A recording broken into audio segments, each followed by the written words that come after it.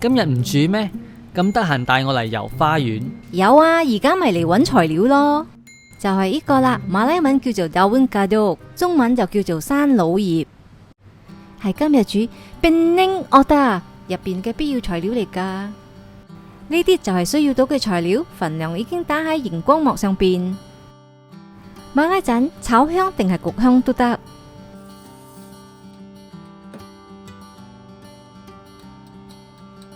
乾辣椒就需要用滾水浸軟先，其他嘅材料就將佢切開放入攪拌機。前幾個禮拜咪啱啱做過奧打嘅。哦，上次係南馬摩嘅Otak，今次係北馬Pening嘅版本。哦，所以今次特登加咗daun kadok山老葉。係啊，daun kadok喺本地好容易揾到，路邊都有。但係佢嘅樣同有啲人攞嚟拜神嘅daun sirih好似，唔好摘錯喎。除此之外，Muar同埋Pening版仲有咩唔同啊？分別都幾大。Muar版嘅係煎或者烤，Pening版嘅就攞去蒸。加2湯匙嘅水，俾佢容易攪碎。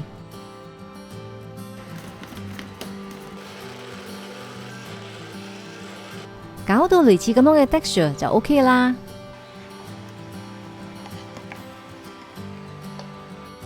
有就用新鮮嘅黃薑，冇嘅話就放半茶匙黃薑粉，適量嘅鹽、糖同埋胡椒粉，仲有粟粉、粘米粉各1茶匙，敲1隻蛋落去，椰奶大概90 ml， 搣走檸檬葉中間嗰條梗，然後將檸檬葉切成絲放埋落去。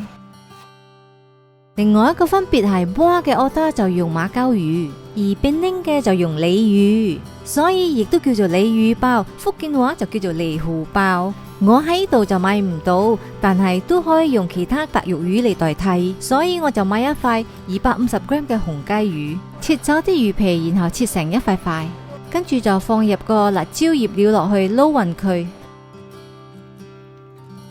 醃佢至少4個鐘，醃過夜嘅話就更加入味。剪定啲香蕉葉，大概20乘20 cm， 用塊海綿喺兩邊擦下佢，再攞去過幾次清水，然後用煲滾水渌下佢，再用塊布將佢抹乾淨。頭先摘咗嘅山老葉就攞去洗乾淨，然後晾乾。喺雪櫃攞出嚟就攤到佢要室溫先。攤開個香蕉葉，個葉紋呢就打直，喺中間放2塊山老葉，葉尖就向外。忽1大湯匙嘅餡放喺中間，再忽多1湯匙佢嘅汁。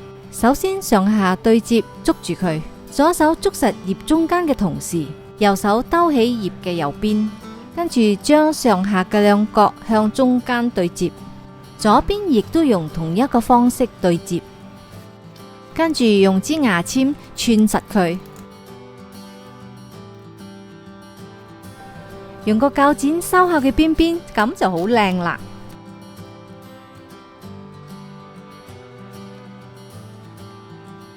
如果冇香蕉葉，直接放入一個容器攞去蒸都得嘅。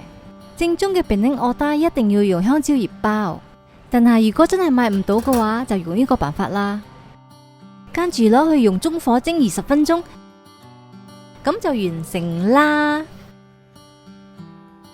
睇下蒸成點先。幾特別喎，呢個就係山老葉嘅味道。係啊，Pening嘅Otak就一定要佢，如果唔係嘅話就失去咗原汁原味噶啦。除咗作為食材，佢都係草藥，仲有好多功效噶。我定期會分享南洋餸菜 ，subscribe 我嘅 channel， 一上片就會通知你噶啦。咁我們就下期再見，拜拜。